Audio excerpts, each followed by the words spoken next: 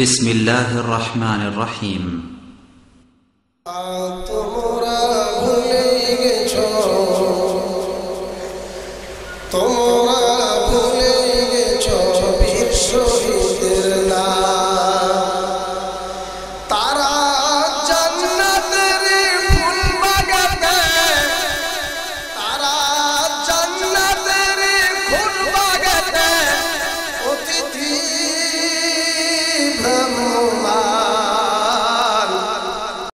السلام عليكم ورحمة الله وبركاته. إن الحمد لله والصلاة والسلام على من لا نبي بعده. أما بعد فأعوذ بالله من الشيطان الرجيم. بسم الله الرحمن الرحيم. إنما يخشى الله من عباده العلماء. وقال رسول الله صلى الله عليه وسلم: لا تزول قدم ابن آدم يوم القيامة من عند ربه حتى يسأل عن خمس: عن عمره فيما أفناه وعن شبابه فيما أبلاه. বাংলাদেশ আহলে হাদিস যুব সংঘ কর্তৃক আয়োজিত কর্মী সম্মেলন 2014 এর স্নেহধন্য সভাপতি পরম শ্রদ্ধেয় প্রধান অতিথি, বাংলাদেশের বিভিন্ন জেলা থেকে আগত স্বাগত আহলে হাদিস আন্দোলনের সূর্য সারথী নওজওয়ান বন্ধুবর্গ, সাথে সাথে আন্দোলনের বিভিন্ন স্তরে বিভিন্ন এলাকা থেকে আগত কর্মী ভাতৃমণ্ডলী, প্রশংসা আল্লাহর জন্য। নবী মুহাম্মদ সাল্লাল্লাহু আলাইহি ওয়াসাল্লামের উপরে শান্তি অবতীর্ণ হোক কিয়ামত দিবস পর্যন্ত, সকলেই বলি আমিন। সম্মানিত সুধী, আমাদের এই দেশটির নাম হচ্ছে সোনার বাংলা। এটা সঙ্গীতের মাধ্যমে লাখো কণ্ঠের প্রতিধ্বনিতে গিনেস বুকে নাম লেখানো যতটা সহজ, বাস্তবে সোনার বাংলাকে সোনালী পরিবেশে উদ্ভাসিত করে একটি দুর্নীতি মুক্ত সামাজিক অবকাঠামো কায়েম করা ততটা সহজ নয়। বাংলাদেশ আহলে হাদিস যুব সংঘ এজন্যই ডায়াগনোসিস করে রোগীর আসল রোগ যেখানে সেখানে ওষুধ প্রয়োগ করতে চেয়েছে, আর সেটা হচ্ছে জাতির যুব শক্তি। এই যুব শক্তিকে যদি নিয়ন্ত্রণ করা যায়, এদের ভিতরে যদি পবিত্র ওহীর শিক্ষা দীক্ষায় মণ্ডিত করে এদেরকে যদি আল্লাহ ভীরু একটি কওম বা একটি সমাজে পরিণত করা যায়, যারা নিজেরা আল্লাহর ভয়ে নিজেদেরকে নিয়ন্ত্রণ করবে, কোনো পাপ পঙ্কিলতায় জড়াবে না, কোনো দুর্নীতি করবে না, ছিনতাই করবে না, রাহাজানি করবে না, নারী দর্শন করবে না, খুন খারাপি করবে না, নিজেরা সোনালী যুগের সেই যুবকদের মতো জান্নাতের অমৃত পিয়াসী সিপাহ সালার হিসাবে সমস্ত দুর্নীতি রুখে দিয়ে আদর্শের হিমাগ্রীষি করে যখনই প্রতিষ্ঠিত করতে পারবে, তখনই একমাত্র দেশ সোনার বাংলায় পরিণত হবে, অন্যথায় সম্ভব নয়। এই মহাসত্যকে সামনে রেখে বাংলাদেশ আহলে হাদিস যুব সংঘ যুবকদেরকে নিয়ন্ত্রণ করতে চেয়েছে আল্লাহর ওহী ভিত্তিক নিয়ম নীতির আলোকে। কোন নেতা নেত্রীর দেওয়া ম্যানুয়াল, কোন ম্যানিফেস্ট, কোন কনস্টিটিউশন অনুযায়ী নয়। আল্লাহ সুবহানাহু ওয়া তাআলা ১,৫০০ বছর আগে মানুষের জীবন পরিচালনার জন্য যে কনস্টিটিউশন দিয়েছেন, যে গঠনতন্ত্র দিয়েছেন, যে সংবিধান দিয়েছেন, পবিত্র কোরআন ও সহিহ হাদিস, এক কথায় আল্লাহর ওহী, যতদিন পর্যন্ত বাংলার যুব সমাজ ওহী ভিত্তিক সামাজিক অবকাঠামো তৈরিতে সক্রিয় ভূমিকা না রাখতে পারবে, ততদিন পর্যন্ত দেশ দুর্নীতি মুক্ত হবে না। আমরা দেখতে পাই বড় বড় রাজনৈতিক দল, ক্ষমতাসীন দলের নেত্রীও ক্ষোভে, দুঃখে এবং লজ্জায় একথা বলতে বাধ্য হয়েছেন যে ছাত্রলীগের সাথে আমার কোনো সম্পর্ক নেই, ঠিক না? কেন? তারা দমনীয় অন্যায় অত্যাচারে যখন আত্মনিয়োগ করেছে, তাদের কৃতকর্ম যখন জাতির কাছে ধিক্কৃত হয়েছে, সারা বিশ্বে যখন তাদের ক্রিয়াকর্মের কারণে লজ্জিত হতে হয়েছে, তখন বিভিন্ন সংগঠনের নেতা নেত্রীরা তাদের যুব সমাজের প্রতি এভাবে নাক ছিটকিয়ে ক্ষুব্ধ হয়ে এরকম মন্তব্য করেন। কিন্তু বাংলাদেশ আলী হাদিস যুব সংঘের প্রত্যেকটি তরুণ, প্রত্যেকটি নওজোয়ান তাদের চেহারার দিকে তাকালে তাদের বেশভূষা, তাদের লেবাস পোশাক এখনো পর্যন্ত একটি যুবকের টাকনুর নিচে প্যান্ট বা পাজামা সারায়াত করে না। এই আদর্শ শুধুমাত্র আলী হাদিস যুব সংঘ প্রমাণ করেছে। এই নৈতিক আদর্শ পুষ্ট সংগঠন যাতে মিলান না হয়, যাতে মলিন না হয়, যাতে বিলুপ্ত না হয়, যাতে বাংলার জমিনে পর্যদস্ত না হয়, যাতে আমাদের গতি সলভ না হয়, যাতে এই সূর্য সারথী নওজোয়ান তোমার চলার পথ কুসুমাস্তীর্ণ নয়, অত্যন্ত বন্ধুর, অত্যন্ত বিপদ সংকুল, তারপরেও জান্নাতের অদম্য পিপাসা নিয়ে এ পথে এগিয়ে যেতে হবে। সব বাধা, সব বিপত্তি, সব বিপর্যয় উপেক্ষা করে জান্নাত আমাদের হাসিল করতেই হবে। রাজি আছো কিনা হাত তুলে দেখো। সম্মানিত সুধীর, বাংলাদেশ আলী হাদিস যুব সংঘ শুধু একটি তরুণ সংগঠনের নাম নয়, এটা এদেশের অপ্রতিদ্বন্দ্বী, এদেশের অন্যতম, এদেশের অনন্য সাধারণ একটি আদর্শিক সংগঠনের নাম। আজকে রাজপথে ছিনতাই কারা করে? তারা যুবক। আজকে আমার খুলনার কুখ্যাত খুনি এরশাদ শিকদার কে ছিলেন? তিনি বৃদ্ধ ছিলেন না, যুবক। ঢাকার কুখ্যাত খুনি মুরগি মিলন বুড়ো না যুবক? জোরে কোন বুড়ো না যুবক? কালা জাহাঙ্গীর ঢাকার কুখ্যাত খুনি আমার মতো না তাদের মতো? আমার মতো না। কালা জাহাঙ্গীরের মতো কুখ্যাত খুনি তারাও যুবক, যারা ছিনতাই করে, ধর্ষণ করে, মাদকাসক্ত হয়, অনৈতিক কর্মকাণ্ডে লিপ্ত হয়, তারা সবাই যুবক। আমার ছেলেও ধন্য জামাতা এখানে আছেন, ওনার মতো যুবক না। আমার জামাই চেনেন তো আপনারা, সাতক্ষীরা নিবাসী আলহাজ আব্দুর রহমান, চির নবীন এবং যুবকত্বের আবেগে যিনি উদ্ভাসিত, সব সময় তিনি এখানে আছেন। বাবাজি একটু উঠে দাঁড়ান, দেখেছেন যুবক? দেখেন।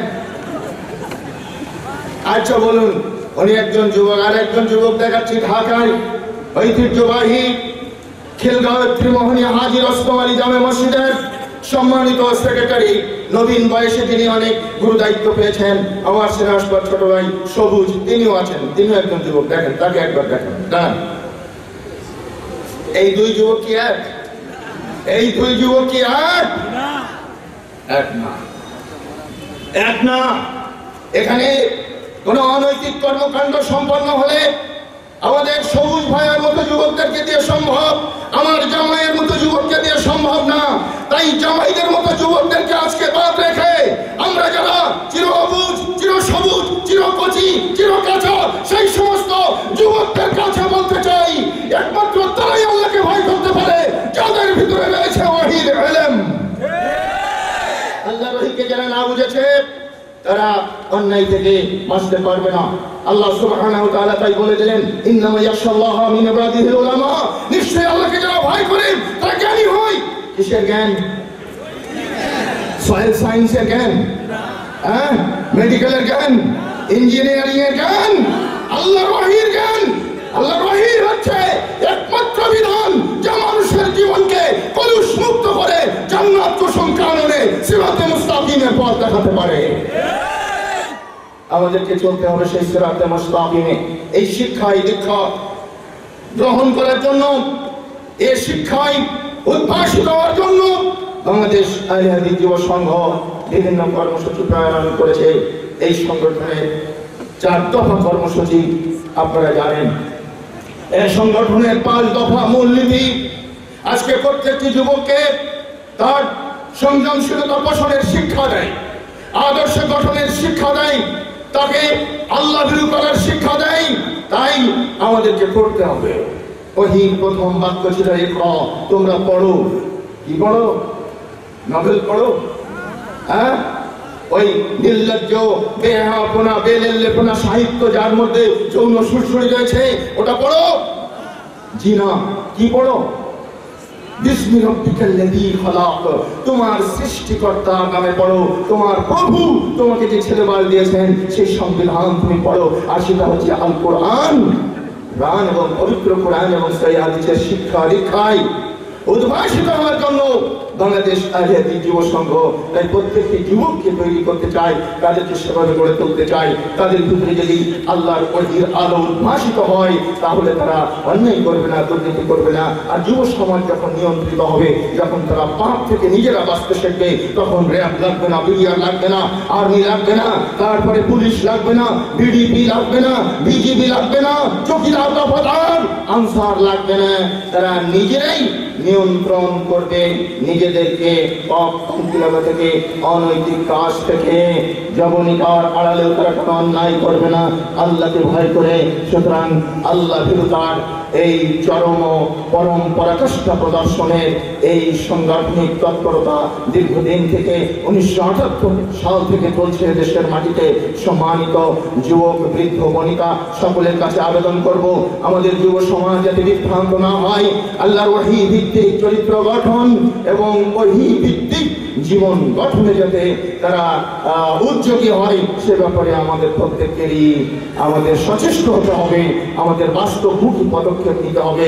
সংগঠনের প্রকাশনাগুলো পড়তে হবে, তাওহীদের ডাকটা সংগ্রহ করতে হবে, যুব সংঘের স্মারক গ্রন্থ সংগ্রহ করে তার মাধ্যমে আমাদের অতীত, বর্তমান এবং ভবিষ্যৎ ইতিহাস জানতে হবে। জানার কোনো শেষ নেই। সুতরাং আমি আর বক্তব্য দীর্ঘায়িত না করে এই সূর্য সারথী নওজোয়ান শুধু এক কথাই বলবো, জান্নাত থেকে নেমে আসা সিরাতে মুস্তাকিম হাত ছানি দিয়ে আমাদেরকে ডাকছে। ও পথে ওরা চলছে, ওদের পরিচয় ওরা আহলে হাদিস নওজোয়ান। ওরা কালবৈশাখীর তাণ্ডব নৃত্য, ওরা উড়িয়ে দেবে দেশের মাটি থেকে শিরক ও বিদআতের সর্ব প্রকারের আস্তানা এবং কর্মকাণ্ড। নাই ভয়, নাই ভয়। ওরে মুসলিম মুজাহিদ, তুমি মৃত্যুঞ্জয়। শুধু নমরুদ আদ সমুদ তবা হলো বরবাদ, নীলদরিয়ায় ফিরাউন মুলা মুসা হয়ে গেল পার। আন্দালুসের প্রান্তর পথে মৌসুমী ফুলবার, খুলনায় বুঝি লাল হয়ে আছে শহীদি লহুর দাগ। আঘাত করেছে কত চেঙ্গিজ, হালাকু মারাঠা জাট, ইংরেজ হাতে রঞ্জিত হলো দিল্লির পথঘাট। ক্রুসেডের নামে সারা ইউরোপ আঘাতে হেনেছে কত, তবু তো তোমার হিলালি নিশান হয় নাই অবনত। ওরে মুসলিম, আল্লাহর নামে দাঁড়ালে কি একবার এক হাতে লয়ে কালামুল্লাহ আর হাতে তলোয়ার। কিসের ভাবনা ভাই, দুনিয়ার বুকে মুছে যাবে বলে ইসলাম আসে নাই। কত নমরুদ ফিরাউন, কত সাদ্দাদ কারুন আসিয়াছে মোরেই চলার পথে হইয়া বাধা দারুন। পুরি নাই আমি নমরুদি উদাসনে, বিকাইনি আমি বিপুল খারুনি ধরে। সাদ্দাদের সেই পপুরি ব্যস্ত হয়ে গেছে সরকার, নমরুদ শিরে পড়িয়াছে পাইগার। আমি আজ উচ্চশীল নির্ভীক সুরে গাইতেছি আমি নারায়ে তাকবীর, লিল্লাহে তাকবীর। আসসালামু আলাইকুম ওয়া রাহমাতুল্লাহি ওয়া বারাকাতুহু।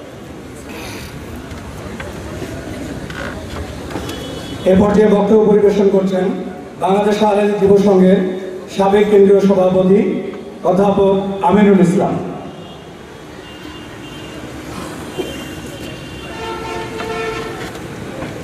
আসসালামু আলাইকুম ওয়া রাহমাতুল্লাহ। নাহমাদুহু ওয়া নুসাল্লি আলা রাসূলিল কারীম, আম্মা বাদ। বাংলাদেশ আহলে হাদিস যুব সংঘ কর্তৃক আয়োজিত বার্ষিক কর্মী সংগ্রাম 2014 এর স্নেহধন্য সভাপতি, সম্মানিত প্রধান অতিথি আহলে হাদিস আন্দোলন বাংলাদেশের মোহতারাম আমির প্রফেসর ডক্টর মোহাম্মদ আসাদুল্লাহ গালী, বিশেষ অতিথিবৃন্দ, বাংলাদেশের বিভিন্ন জেলা থেকে আগত বাংলাদেশ আহলে হাদিস যুব সংঘের বিভিন্ন শ্রেণীর কর্মীবৃন্দ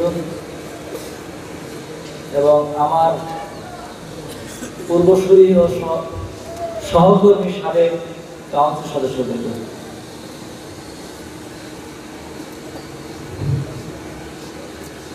জাহাঙ্গীর আলম ভাই আলোচনা করলেন, ভালো বক্তা, ভালো আলেম।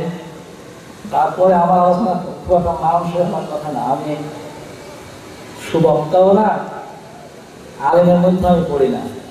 তারপরেও যেহেতু দায়িত্বশীল হিসেবে আমরা সামনে উঠেছি, কিছু কথা আমাদের সামনে বাস্তবতার নিরিখে উপস্থাপন করতে চাই। সম্মানিত উপস্থিতি, বাংলাদেশ আহলে হাদিস যুব সংঘ আহলে হাদিস আন্দোলন বাংলাদেশের একটি অঙ্গ প্রতিষ্ঠান।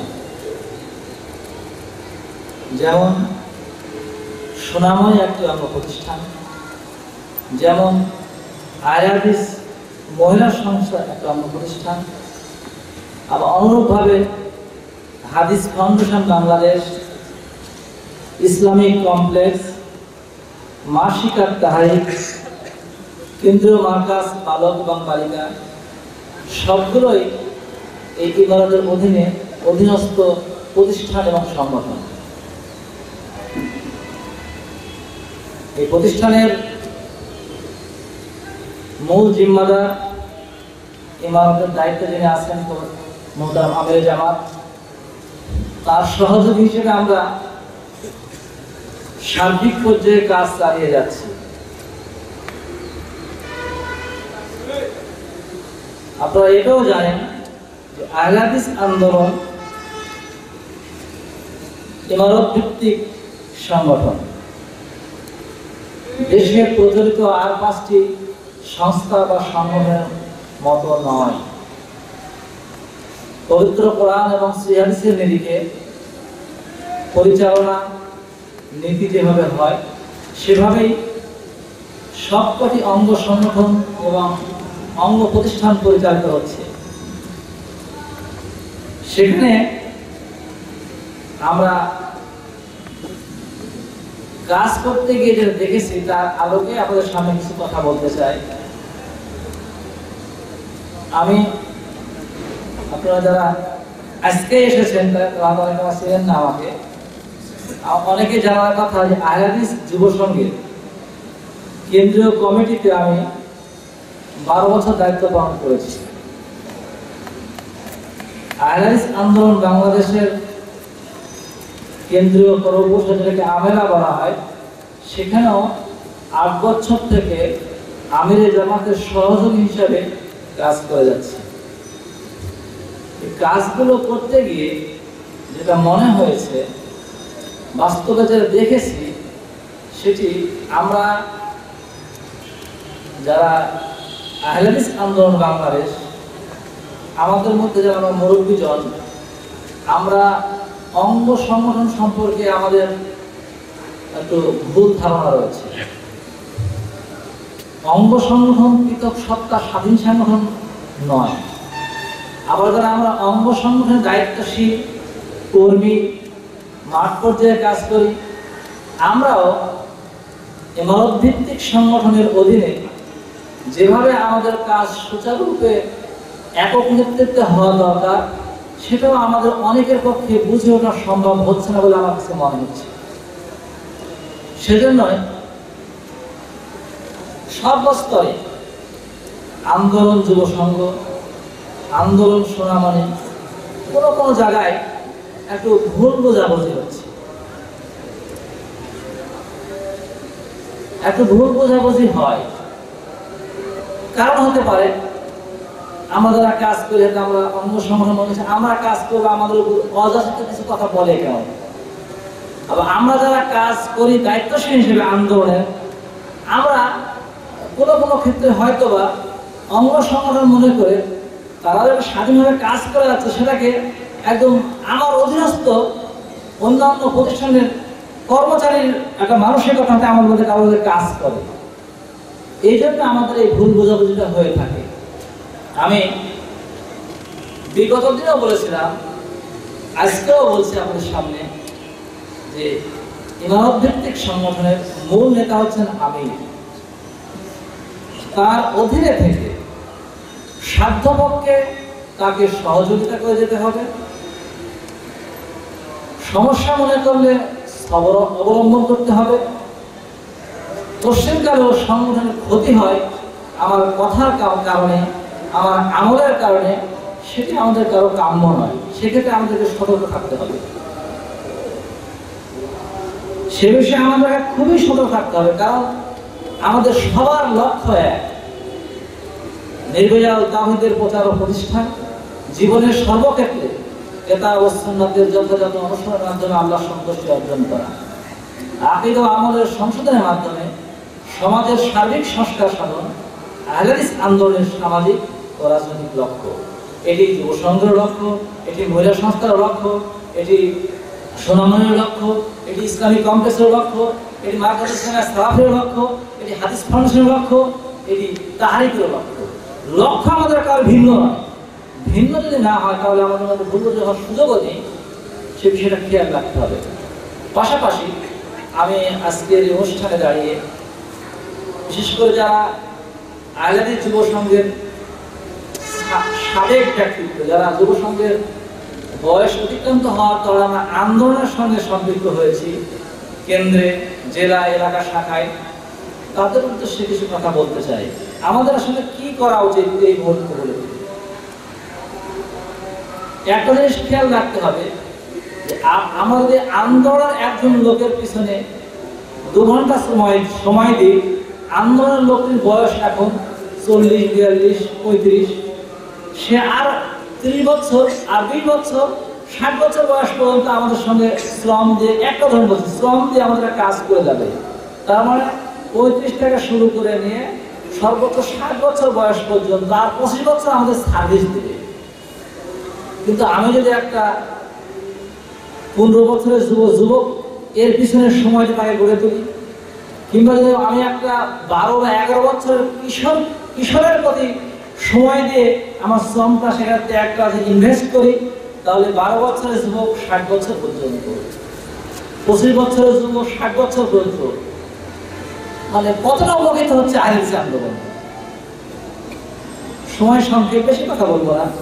আমাদের করণীয় হবে উপদেশ দিয়ে, নির্দেশনা দিয়ে, শ্রম দিয়ে, অর্থ দিয়ে আন্দোলনের ফরমালিটিস কাজ করার পাশাপাশি বেশি বেশি হবে যুব সংঘের ক্ষেত্রে সময় দেওয়া, সুনামনির ক্ষেত্রে সময় দেওয়া, তাহলেই আইএস আন্দোলন উপকৃত হবে।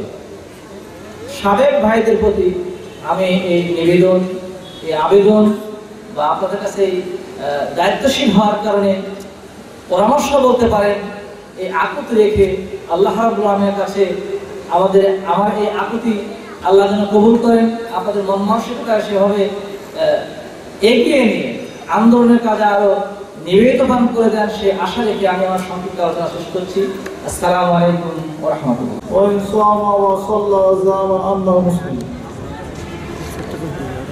বাংলাদেশ আহলে হাদিস যুব সংঘের উদ্যোগে আয়োজিত আজকের এই কর্মী সম্মেলনের স্নেহাস্পদ সভাপতি, মাননীয় প্রধান অতিথি, আহলে হাদিস আন্দোলন বাংলাদেশের মুহতারাম আমিরে জামাত ও রাজশাহী বিশ্ববিদ্যালয়ের আরবি বিভাগের স্বনামধন্য প্রফেসর, নাসিকাত তাহরিকের সম্মানিত প্রতিষ্ঠাতা ও সম্পাদক মণ্ডলীর মাননীয় সভাপতি প্রফেসর ডক্টর মোহাম্মদ আসাদুল্লাহ আল গালিব, আমন্ত্রিত অতিথিবৃন্দ, আন্দোলন কেন্দ্রীয় নেতৃবৃন্দ, বাংলাদেশ আহলে হাদিস যুব সংঘের বিভিন্ন পর্যায়ের কর্মী সাথীবৃন্দ,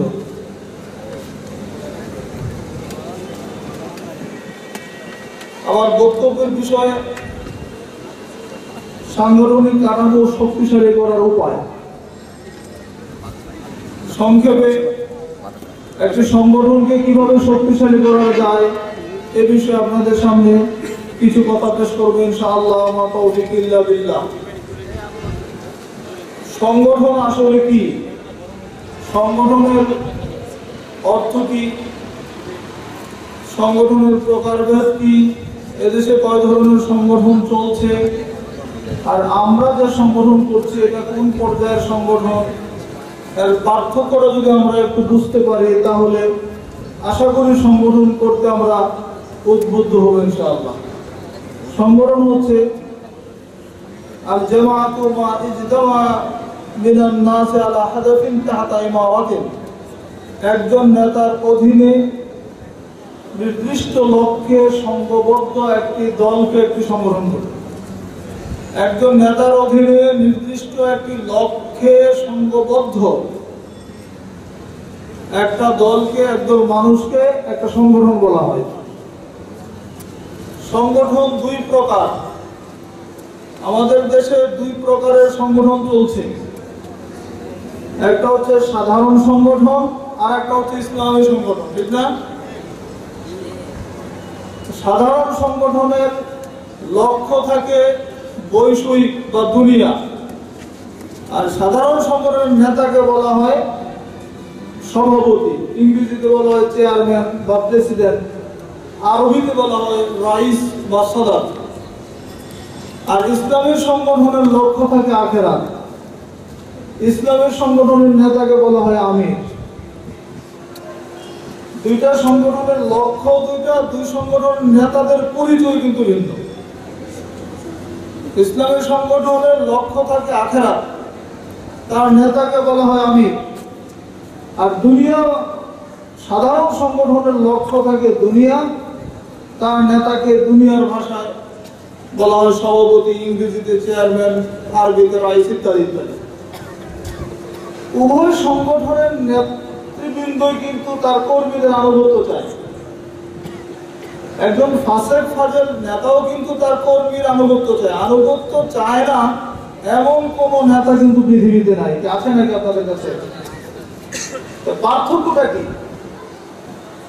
পার্থক্য হচ্ছে সাধারণ সংগঠনের নেতা কর্মীর মধ্যে পারস্পরিক আনুগত্য সম্পর্কের ভিত্তি হচ্ছে দুনিয়া, বৈষয়িক। তারা দুনিয়ার স্বার্থে পরস্পর ঐক্যবদ্ধ হয়, আবার দুনিয়ার স্বার্থে তারা পরস্পর বিচ্ছিন্ন হয়ে যায়।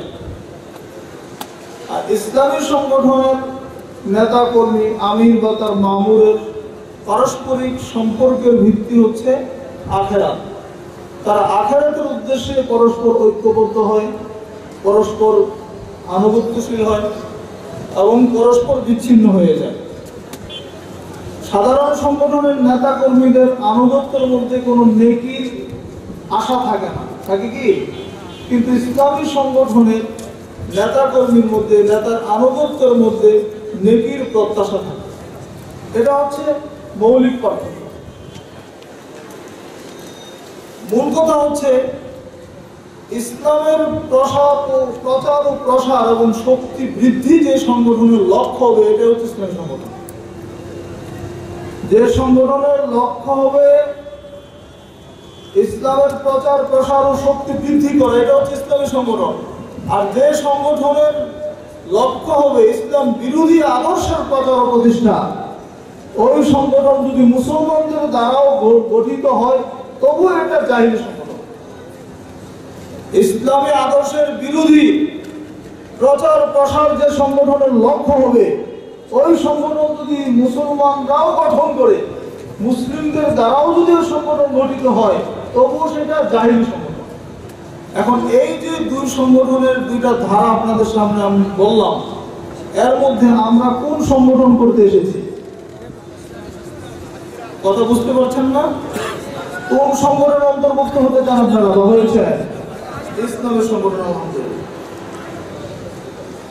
আর ইসলামী সংগঠনের স্তম্ভ হচ্ছে চারটা। সাংগঠনিক কাঠামো শক্তিশালী করার বিষয়ে বলতে গিয়ে এই কথাই আমাদের সর্বাগ্রে নিয়ে আসতে হচ্ছে যে ইসলামী সংগঠনের খুঁটি বা স্তম্ভ হচ্ছে চারটি।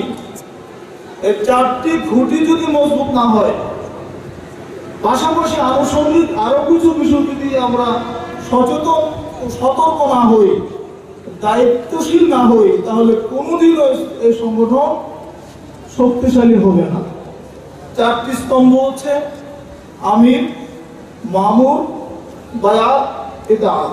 আমার সঙ্গে বলুন, আমির, মামুর, বায়াত, ইতাআত। নেতা, কর্মী, তার আনুগত্য, অঙ্গীকার এবং আনুগত্য, এই চারটা মৌলিক বিষয় একটা সংগঠনে থাকতে হবে।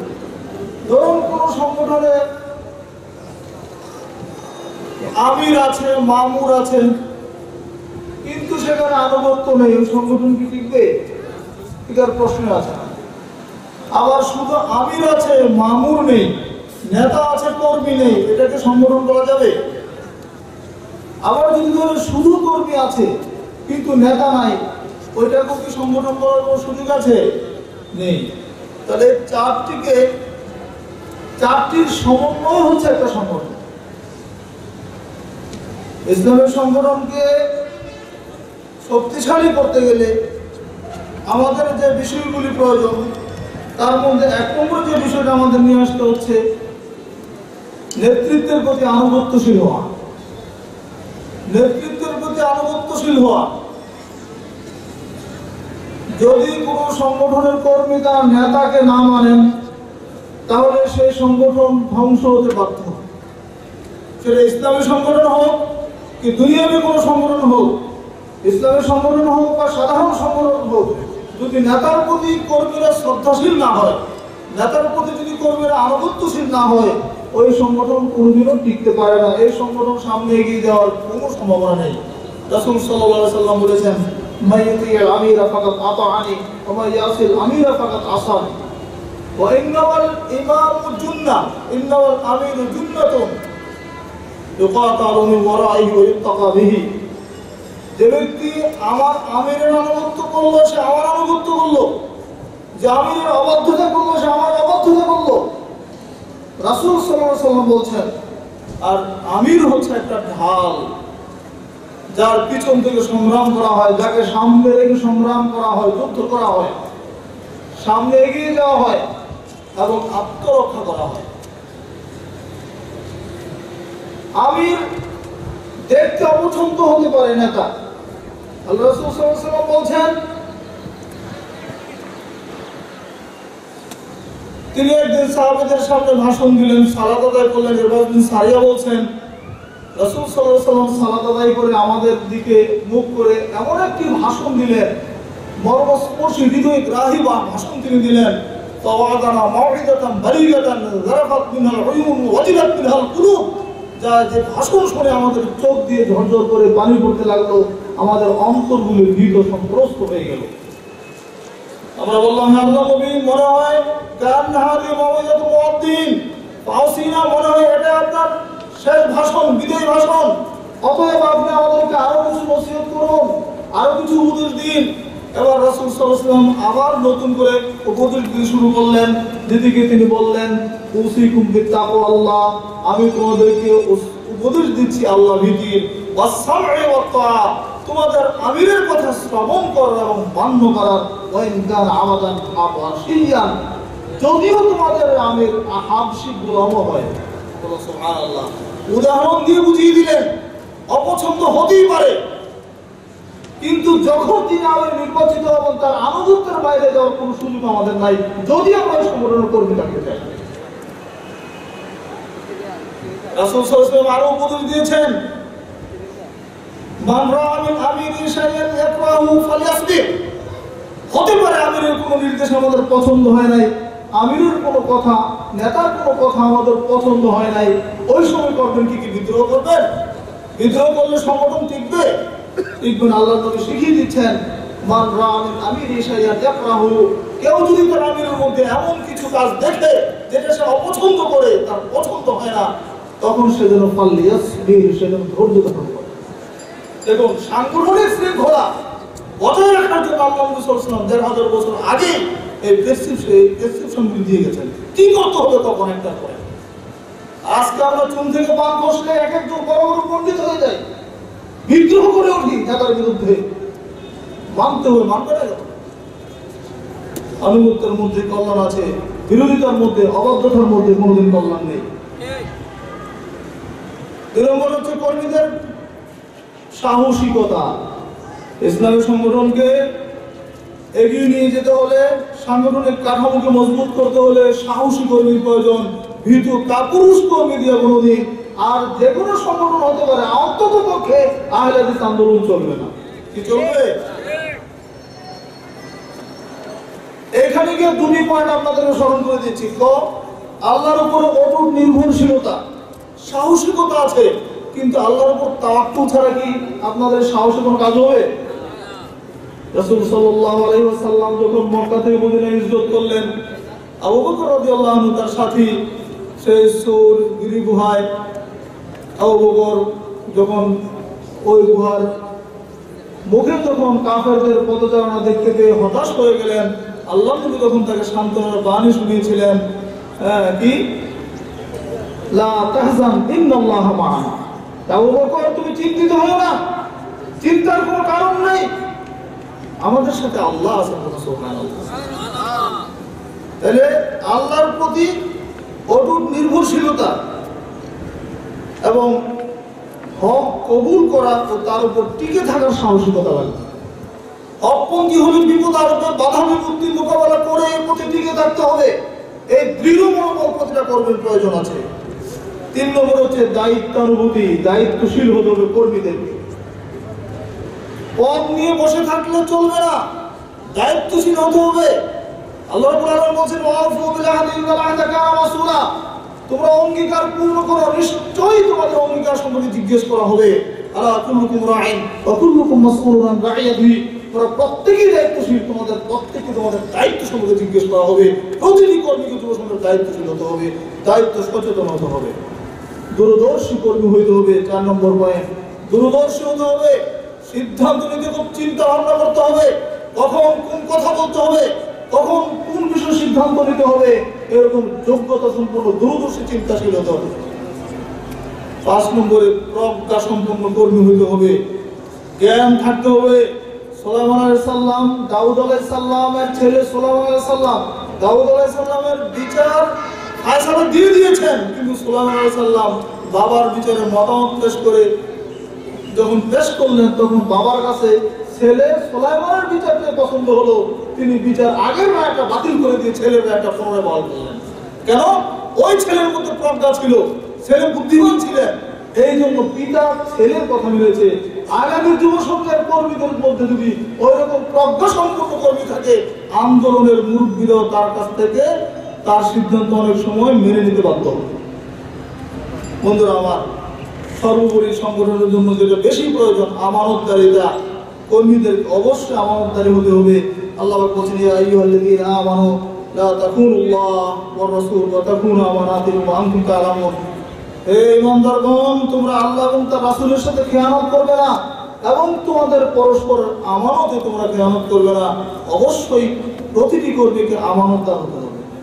আমানতে খেয়ানত করলে যদি আর্থিক অসচ্ছলতা কোনো সংগঠনে থাকে, ওই সংগঠন ধ্বংস হতে বাধ্য।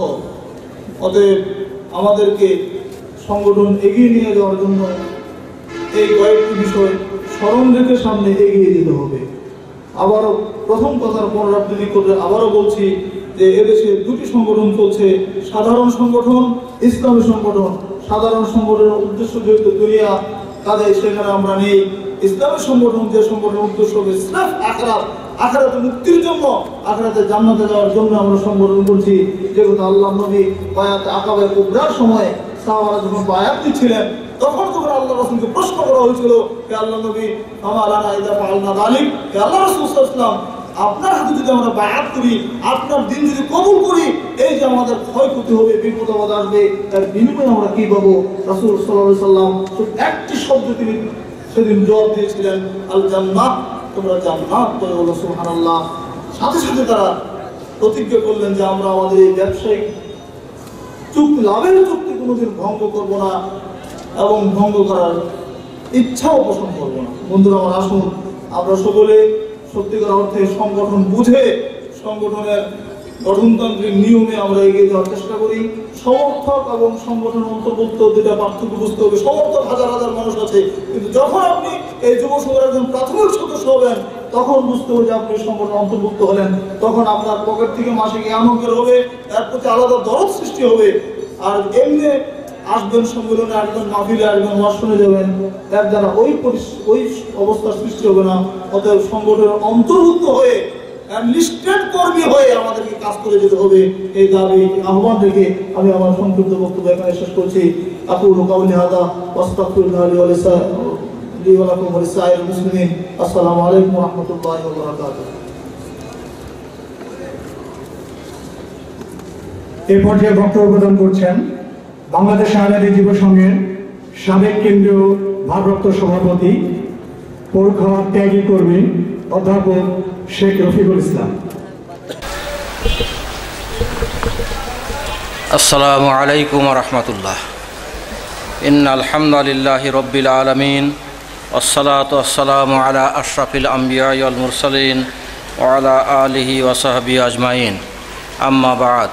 قال الله تعالى في القرآن المجيد أعوذ بالله من الشيطان الرجيم بسم الله الرحمن الرحيم إن تنصروا الله ينصركم ويثبت أقدامكم الآية।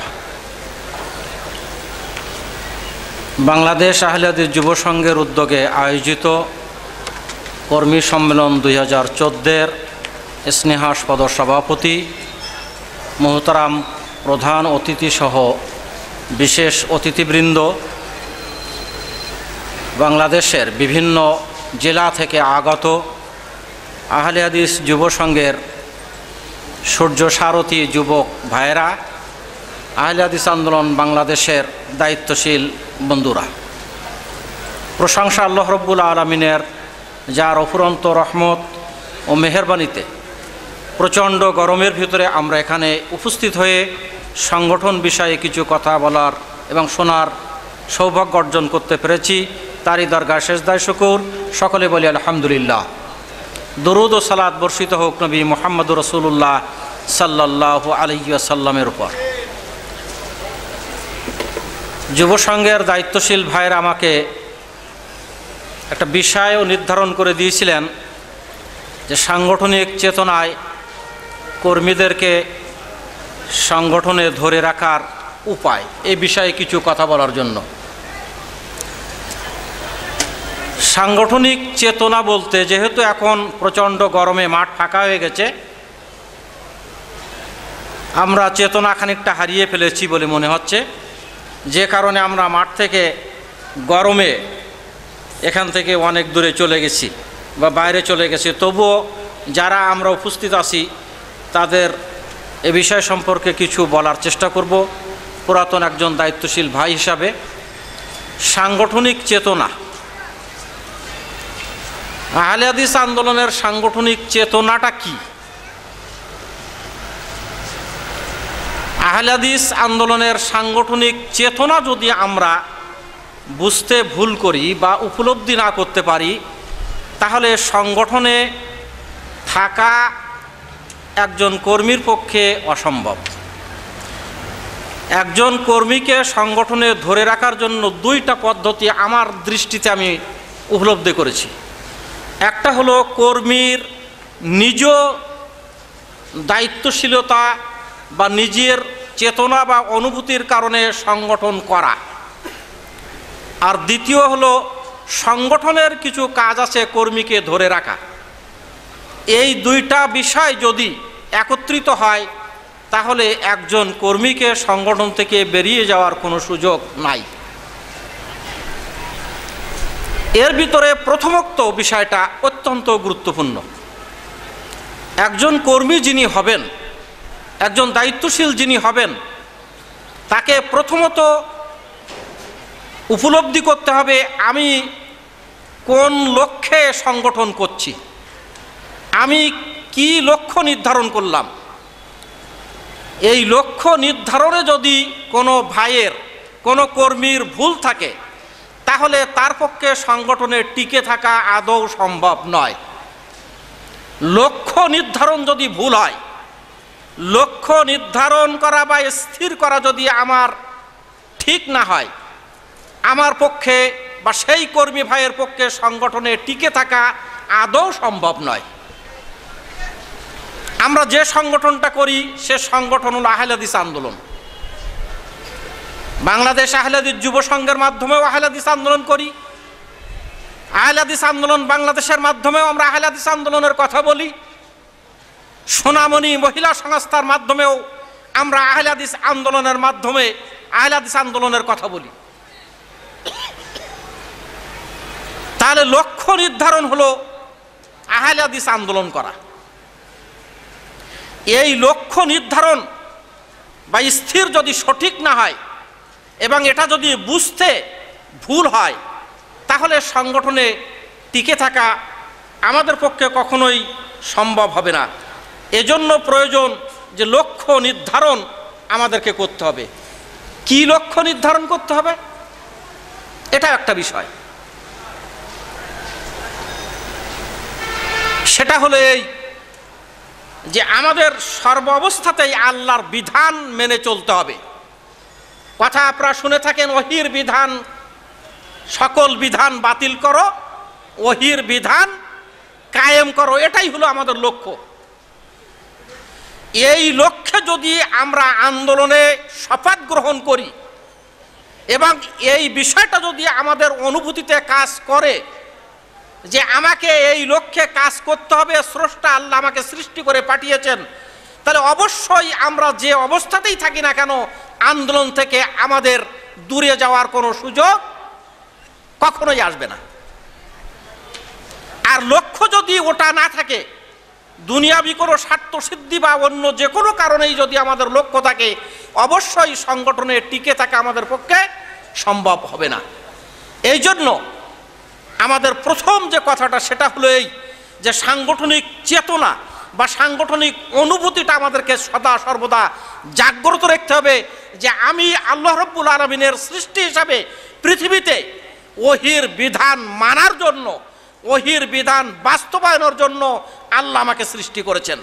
তাহলে আল্লাহর কাছেই আমার জবাবদিহিতা আছে বা করতে হবে, এই চেতনা আমার ভিতরে জাগ্রত হবে। আর যখন আমার ভিতরে এই জাগ্রত হবে, তখন সংগঠন থেকে দূরে থাকার কোনো চিন্তা চেতনা বা শয়তানি অনুপ্রেরণা আমাকে কাজ করতে পারবে না বা দূরে রাখতে পারবে না।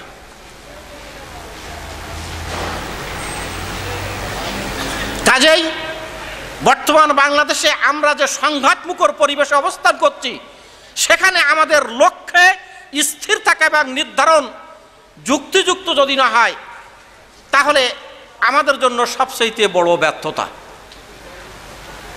বাংলাদেশ আহলে হাদিস যুব সংঘ 1978 সালে প্রতিষ্ঠা থেকে আজ পর্যন্ত দীর্ঘ পথ অতিক্রম করে এখনো পর্যন্ত বাংলার জমিনে টিকে আছে যে তার লক্ষ্য নির্ধারণ ছিল যে ওহির বিধান কায়েম করা, সকল বিধান বাতিল করা।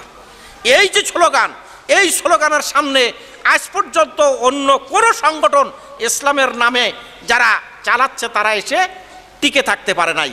কারণ এমন একটি মৌলিক কথা বলা হয়েছে, এমন একটা গুরুত্বপূর্ণ কথা বলা হয়েছে, সাংঘর্ষিক যত দর্শন আছে সমস্ত দর্শনকে বাদ দিয়ে আল্লাহ প্রেরিত দর্শন, ওহির দর্শন এখানে কায়েমের লক্ষ্যেই সমস্ত দর্শন, বাতিল দর্শনকে বাদ দিয়ে ওহির দর্শন কায়েমের লক্ষ্যেই এ সংগঠন তার দাওয়াত এবং তাবলীগের কাজ করে যাচ্ছে, তার সাংগঠনিক কর্মকাণ্ড করে যাচ্ছে বলে আজও পর্যন্ত কর্মী ভাইরা আমরা এখানে টিকে আছি। যতদিন পর্যন্ত আমরা এই লক্ষ্যের উপরে অবিচল থাকব, আমাদের ভিতরে এর প্রেরণা হিসাবে কাজ করবে, এই অনুভূতি যতদিন পর্যন্ত জাগ্রত থাকবে, ততদিন পর্যন্ত আমরা এই আন্দোলনের সঙ্গে সম্পৃক্ত থাকবো ইনশাআল্লাহ। যখন এর থেকে আমরা বিচ্যুত হয়ে যাব, তখন আমরা সংগঠন থেকে দূরে যাব। এই দায়িত্বটা হলো প্রত্যেক কর্মী ভাইয়ের নিজ নিজ দায়িত্ব। এই দায়িত্বটা আমাদের প্রত্যেকের ভিতরে জাগ্রত রাখা একান্ত কর্তব্য। দ্বিতীয় পর্যায়ের দায়িত্ব হলো সংগঠনের। যেহেতু সময় সংক্ষিপ্ত, দীর্ঘ আলোচনা রাখার সুযোগ নাই, দ্বিতীয় যে বিষয়টা সেটা হলো সংগঠনের কিছু দায়িত্ব কর্তব্য আছে। কর্মী ভাইয়ের সাংগঠনিক নিয়ম অনুযায়ী যে কাজ আমরা করি, ছোট ভাই আমিনুল ইসলাম খুব ছোট্ট কথার ভিতরে সেটা বলে দিয়ে গেছেন। আমরা যারা এখন বুড়োর দরে পড়ে গেছি, সে সমস্ত দায়িত্বশীলদের সবসময় এই চেতনা, এই অনুভূতি কাজ করা দরকার যে ছোট ভাইরা যে কাজ করছেন সেই কাজ থেকে তারা যেন দূরে সরে না যেতে পারে, এমন ধরনের কোনো কর্মকাণ্ড না করা, তার থেকে আমাদেরকে বিরত থাকা এবং তাদের কাজ করার সুযোগ সৃষ্টি করে দেওয়া এবং তাদেরকে পিছন থেকে একটা লাঠি বা একটা অনুপ্রেরণা দানকারী ব্যক্তি হিসাবে বা গ্রুপ হিসাবে তাদেরকে সামনে এগিয়ে দেওয়ার জন্য সর্বপ্রকারের সাহায্য সহযোগিতা করা, এটা আমাদের প্রত্যেকের সাংগঠনিকভাবে সংগঠনের মধ্য থেকে এই কাজটা আমাদের করা দরকার। এই দুটো কাজের সমন্বয় যখন একত্রিত হবে তখন কারো সংগঠন থেকে বেরিয়ে যাওয়ার সুযোগ নাই। নিজের অনুভূতি, নিজের চেতনা, নিজের দায়িত্ববোধ আর সংগঠনের দায়িত্বশীল এবং সংগঠনের দায়িত্বশীলদের এই চেতনা এবং এই দায়িত্বশীলতা যে আমার একটা ভাই যেন সংগঠন থেকে দূরে না যেতে পারে, এই বিষয়গুলোর সমন্বয় ঘটিয়ে যদি আমরা সামনে অগ্রসর হই তাহলে অবশ্যই আমাদের সংগঠনে আমরা দৃঢ়ভাবে অবস্থান করতে পারব। আর আল্লাহ রাব্বুল আলামিন এটাই বলেছেন, ইন তানসুরুল্লাহ, যদি তুমি আল্লাহকে সাহায্য করো, অর্থাৎ আল্লাহকে সাহায্য করা বলতে কি, আল্লাহ কি আমাদের কাছে সাহায্যের মোকাপেক্ষী? আল্লাহ কি আমাদের কাছে সাহায্য চাচ্ছেন? আল্লাহর কি সাহায্যের প্রয়োজন আছে? আপনারা কি এটা মনে করেন? না। তাহলে আল্লাহ রাব্বুল আলামিন নিজে বললেন, তুমি যদি আল্লাহকে সাহায্য করো তাহলে আল্লাহ তোমাকে সাহায্য করবে, তোমাদেরকে সাহায্য করবে। তোমরা আল্লাহকে সাহায্য করো, আল্লাহ তোমাদের সাহায্য করবে। তাহলে আল্লাহ আমাদের সাহায্যের মুখাপেক্ষী আছেন, এই আয়াতের দ্বারা বোঝা যায়। সূরা মুহাম্মাদের 7 নম্বর আয়াতের ভিতরে আল্লাহ বলছেন, ইন তানসুরুল্লাহ, তোমরা যদি আল্লাহ রাব্বুল আলামিনকে সাহায্য করো, অর্থ হলো আল্লাহর বিধান মান্য করো। এর অর্থ হলো আল্লাহর বিধান মান্য করো। আল্লাহ বলছেন তোমরা যদি আল্লাহর বিধান মান্য করো, ইয়ানসুরুকুম, আল্লাহ রাব্বুল আলামিন তোমাদেরকে সাহায্য করবেন।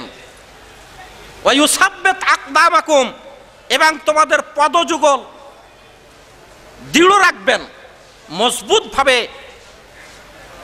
অবস্থান করাবেন। এই আয়াতের ভিতরে আমাদের সংগঠনের শিক্ষণীয় বিষয় এটাই যে আমরা যদি আল্লাহকে সাহায্য করি, অর্থাৎ আল্লাহর বিধান মানি, অর্থাৎ ওহীর বিধান মানি, তাহলে আল্লাহ রাব্বুল আলামিন আমাদেরকে সাহায্য করবেন আর আমাদের পদযুগলকে দৃঢ় রাখবেন। অর্থাৎ বাংলাদেশ আহলে হাদিস যুব সংঘ, আহলে হাদিস আন্দোলন বাংলাদেশ, সোনামণি মহিলা সংস্থা যে কথাটা বলছে সেই কথাটার সঙ্গে এই আয়াতটার কত মিল দেখুন, যে সকল বিধান বাতিল করো, ওহীর বিধান কায়েম করো, আল্লাহর বিধান মান্য করো, আল্লাহ আপনাকে, আমাকে, আমাদের সবাইকে সাহায্য করবেন এবং আমাদের পদযুগলকে এই আন্দোলনের উপরে দৃঢ়ভাবে, মজবুতভাবে আল্লাহ রাব্বুল আলামিন অবস্থান করাবেন, ধরে রাখবেন, এটা আল্লাহ রাব্বুল আলামিন বলছেন। কাজেই আসুন আমরা সাংগঠনিক এই চেতনা, এই অনুভূতি নেই যে আমরা আল্লাহর বিধান মান্য করে আল্লাহর সন্তুষ্টির লক্ষ্যেই একমাত্র এই সংগঠন করে যাব, দুনিয়াবি কোনো লোভ লালসা এবং অন্য কোনো দিকে আমরা তাকাবো না। তাহলে আল্লাহ রাব্বুল আলামিন আমাদেরকে এই সংগঠনে থাকার সাহায্য করবেন এবং আমাদেরকে এই সংগঠনে ধরে রাখবেন এবং আমাদেরকে জান্নাতের পথের পথিক করবেন। আল্লাহ রাব্বুল আলামিন আমাদের সকলকে সেই তৌফিক দান করুন, আমিন। আসসালামু আলাইকুম ওয়া রাহমাতুল্লাহ। ইন্নাল হামদুলিল্লাহ ওয়াস সালাতু ওয়াস সালামু আলা রাসূলিল্লাহ, আম্মা বাদ। আহলে হাদিস আন্দোলন বাংলাদেশ আহলে হাদিস যুব সংঘ কর্তৃক আয়োজিত কর্মী সম্মেলন 2014 সভাপতি মুজাফফর বিন মহসিন, সম্মেলনের প্রধান অতিথি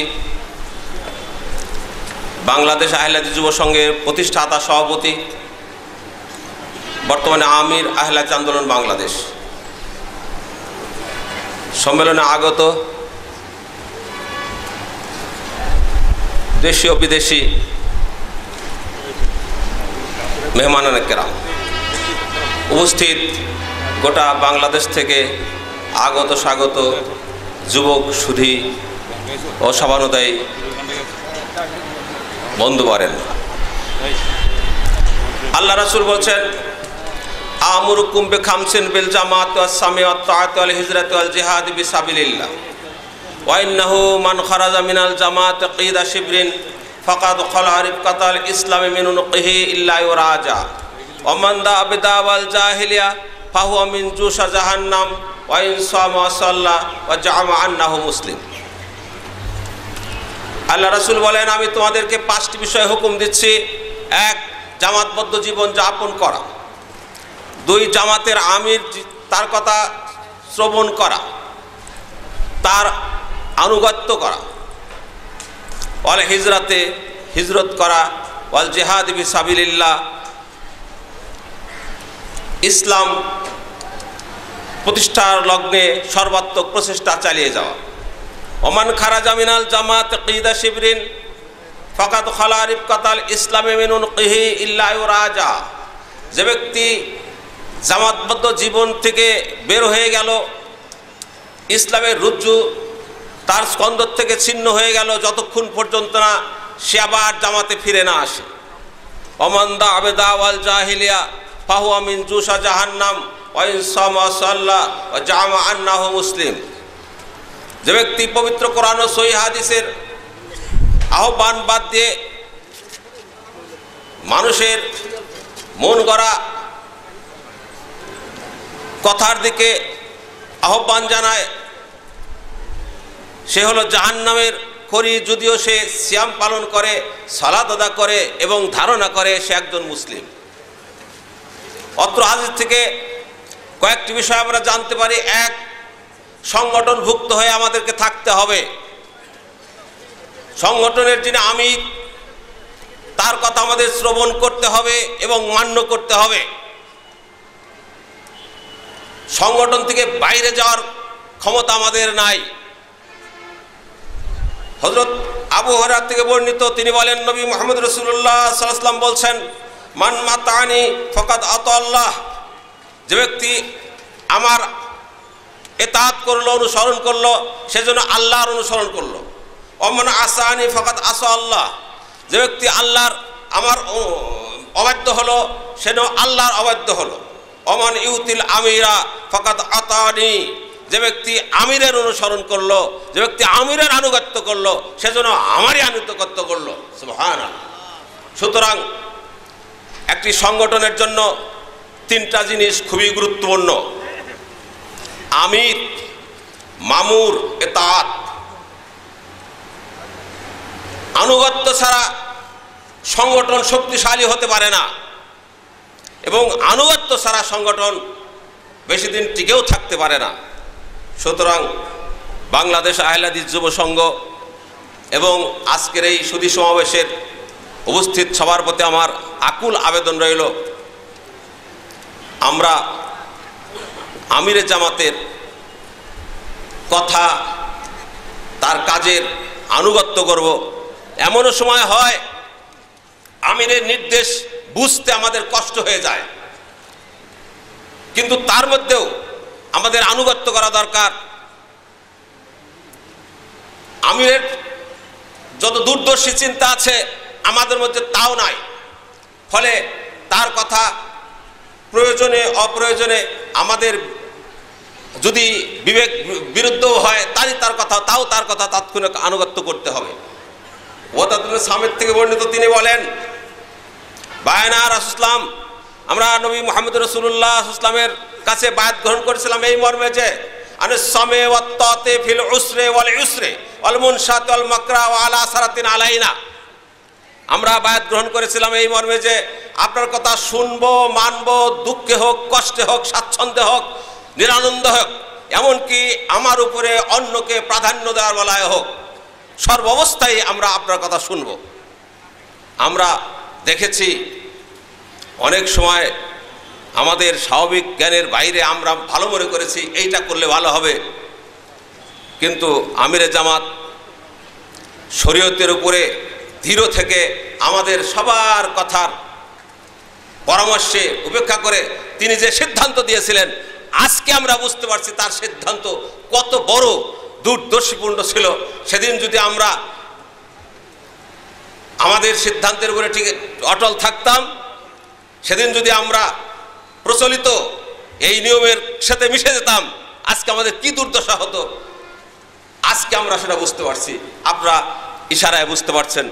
আল্লাহ রাব্বুল আলামিন যেন সর্বাবস্থায় আমিরে জামাতের আনুগত্য করা এবং তার কথা মান্য করার তৌফিক আমাদের দান করেন, এবং তার মাধ্যমে যেন আমরা আহলে হাদিস আন্দোলন বাংলাদেশ আহলে হাদিস যুব সংঘ তথা গোটা এই বাংলাদেশে শিরক এবং বেদাত মুক্ত ইসলাম প্রতিষ্ঠা করতে পারি। আমাদের ব্যক্তি জীবনে, পারিবারিক জীবনে, সামাজিক জীবনে ও রাষ্ট্রীয় জীবনে আল্লাহ যেন সেই তৌফিক দান করেন, আমিন। আসসালামু আলাইকুম রহমতুল্লাহ। এ পর্যায়ে সর্বশেষ আলোচক এখন বক্তব্য প্রদান করছেন বাংলাদেশ আহলে হাদিস যুব সংঘের সাবেক কেন্দ্রীয় সভাপতি, আহলে হাদিস আন্দোলন বাংলাদেশের কেন্দ্রীয় সাংগঠনিক সম্পাদক অধ্যাপক মোহাম্মদ সিরাজুল ইসলাম।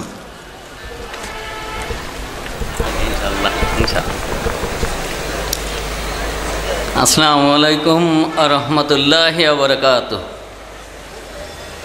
নাহমাদুহু ওয়া নুসাল্লি আলা রাসূলিহিল কারীম, আম্মা বাদ।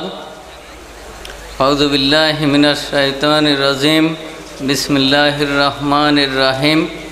ইয়া আইয়ুহাল্লাযীনা আমানু আতিউল্লাহা ওয়া আতিউর রাসূল ওয়া উলিল আমরি মিনকুম।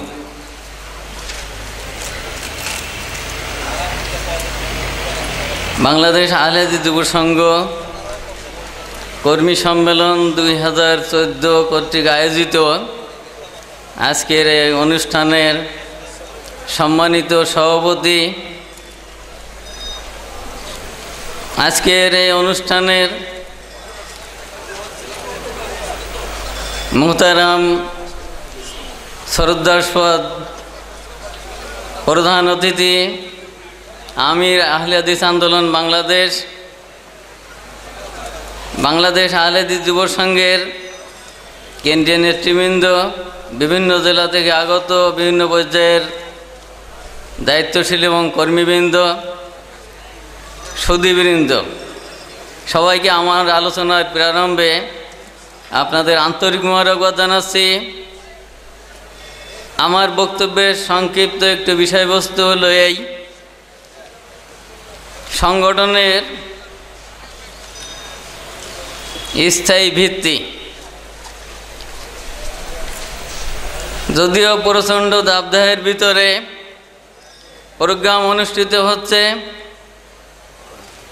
অনেকেই বাইরে চলে গেছেন, আমরা যারা কিছু অংশ এই প্যান্ডেলের ভিতরে বসে আছি, যে মহান রব্বুল আলামিনের অশেষ মেহেরবানিতে এই অবস্থার ভিতর দিয়েও প্রোগ্রাম চলার তৌফিক মহান রব্বুল আলামিন এনায়েত করেছেন, তারই দরগাহে সর্বোত্তম জানাই লাখো শুকরিয়া, আলহামদুলিল্লাহ। দুরুদ ও সালাম মহানবী মহামানব হযরত মুহাম্মদ রাসূলুল্লাহ সাল্লাল্লাহু আলাইহি সাল্লামের উপর। সংগঠনের স্থায়ী ভিত্তি প্রধানত 4টি। আপনারা যারা প্যান্ডেলের ভিতরে অবস্থান করছেন, অত্যন্ত সংক্ষিপ্তভাবে কথা বলবো, সবাইকে একটু মনোযোগী হওয়ার জন্য অনুরোধ এবং আহ্বান জানাবো। সংগঠনের স্থায়ী ভিত্তি প্রধানত 4টি: আমির, মামুর, বায়াত, এতায়াত। বাংলায় বললে এইভাবে বলতে হয়: নেতৃত্ব, কর্মী বাহিনী, অঙ্গীকার, আনুগত্য। এই 4টা অঙ্গাঙ্গিভাবে জড়িত। কোনো একটা যদি দুর্বল হয় আমাদের ভিতরে, তাহলে অবশ্যই আমাদের দ্বারা সংগঠনের কাজ দুর্বল হবে, সংগঠন গতিশীল হবে না, সংগঠনের তার অভীষ্ট লক্ষ্যে পৌঁছতে পারবে না। যদি এই 4টা সবল হয়, আন্তরিকতাপূর্ণ হয়, যদি প্রকৃতপক্ষে একজন সবল কর্মী হিসাবে আমরা পরিগণিত হতে পারি, আমরা একজন যোগ্য দায়িত্বশীল হিসাবে আমাদের ভূমিকা পালন করতে পারি, তাহলে সংগঠন তার মঞ্জিলে মকসুদের দিকে এগিয়ে যাবে, এতে কোনো সন্দেহ নেই। কিন্তু যদি আমরা এর কোনো একটা দিক অবহেলা করি, অবজ্ঞা করি, হীনমন্যতায় ভুগি, তাহলে আমাদের দ্বারাই সংগঠনের যে দায়িত্ব, এই দায়িত্ব পালন করা আদৌ সম্ভবপর হবে না। আপনারা জানেন, ইতিপূর্বে ইতিহাস সাক্ষ্য দেয়, যেখানে যুবকেরা এই দায়িত্বের ব্যাপারে সচেতন ছিলেন, স্থায়ী ভিত্তি তাদের মজবুত ছিল, সেখানে সংগঠন অত্যন্ত দুর্বার গতিতে সামনে এগিয়ে গেছে। পর্যায়ক্রমিকভাবে তাদের হাতে বিজয় এসেছে, কোনো জায়গায় তাদের পরাজিত হতে হয়নি। কিন্তু যেখানে দেখা গেছে বাধা বিপত্তি, যেখানে তাদের ভিতরে মতানৈক্য, গণ্ডগোল, প্রকৃতপক্ষে তাদের ভিতরে হীনমন্যতা ঢুকেছে, সেখানেই সমস্যা সৃষ্টি হয়েছে, সেখানেই সংগঠনের কাজ স্থির হয়ে গেছে। আমি মনে করি বাংলাদেশ আহলে হাদিস যুব সংঘ 1978 সাল থেকে যে প্রতিজ্ঞা নিয়ে ময়দানে নেমেছে, যারা কর্মী তারা আজও পর্যন্ত বলিষ্ঠ ভূমিকা পালন করে যাচ্ছে। তাদের ভিতরে একটাই তাদের চূড়ান্ত লক্ষ্য, এই কর্মকাণ্ডের মধ্য দিয়ে মহান রব্বুল আলামিনের সন্তুষ্টি। এছাড়া আর অন্য কিছু আছে নাকি? আমরা কি প্রকৃতপক্ষে আল্লাহর সন্তুষ্টি বাদে এই পৃথিবীতে কিছু পেতে চাই? আমাদের ভিতরে বিভিন্ন সমস্যা দেখা গেছে, বিশেষ করে 2005 সাল থেকে যে অপবাদের কালিমা আমাদের লেপন করা হয়েছে, যা প্রকৃতপক্ষে আমাদের উপরে সম্পূর্ণ অন্যায় করা হয়েছে, তবুও এই লক্ষ্য থেকে আমরা কেউ বিচ্যুত হয়নি। কারণ আমাদের যে অঙ্গীকার ছিল, আমাদের যে বায়াত ছিল, এটা কিন্তু আমরা কোনো রকমে ভুলে যাইনি। গিয়েছিলাম, যদি ভুলে যেতাম তাহলে আমরা অবশ্যই এইভাবে দায়িত্ব পালন করতাম না, আমরা চলে যেতাম। কারণ এখানে আমরা কাউকে টাকা পয়সা দেই না, বরং আমরা সংগঠনে টাকা পয়সা প্রদান করে সংগঠনকে সতেজ করি। অন্যান্য বাতিল সংগঠনের পাশাপাশি আমাদের এই হকের আন্দোলন অত্যন্ত দুর্বার গতিতে চলছে মুষ্টিমেয় কিছু যুবক ভাইদের কারণে। কারণ একটাই, আমরা এই পৃথিবীতে কোনো কিছু চাওয়া পাওয়ার জন্য আন্দোলন করি না, আমরা একমাত্র আন্দোলন করি মহান রব্বুল আলামিনের সন্তুষ্টি অর্জনের লক্ষ্যে।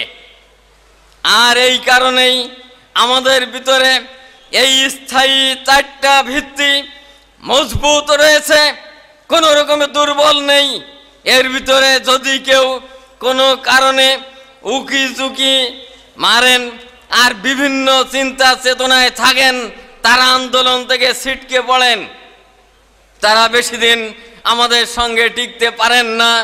আজও যে থাকবেন না সেটা নয়, কারণ আপনারা জানেন রাসূল সাল্লাল্লাহু আলাইহি সাল্লামের সঙ্গে মুনাফিকরা বাস করত, তারা ইসলামের ক্ষতি করার চেষ্টা করত। আল্লাহ রাসূল সাহাবায়ে কেরাম অত্যন্ত সতর্ক দৃষ্টিতে তারা চলতেন।